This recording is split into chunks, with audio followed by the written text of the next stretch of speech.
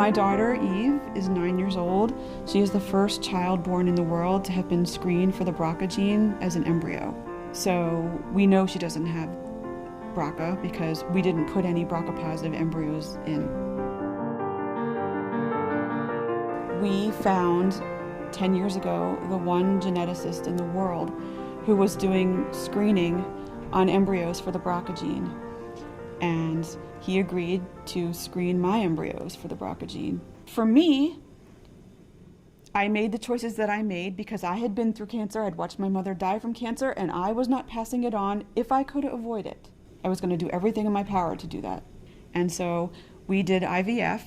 A cell was removed from each embryo, and they were sent to a lab in Detroit, and they were biopsied to find out which embryos had the BRCA gene. And then the embryologist selected the ones that didn't have the gene and implanted those. So that's how my kids were born, through IVF. But when I did it, I asked my doctors about it, and they looked at me like I was speaking Greek. They didn't know what I was talking about. Their concern isn't long-term making you a family. They really just want to keep you alive. I was concerned about being alive and having a family.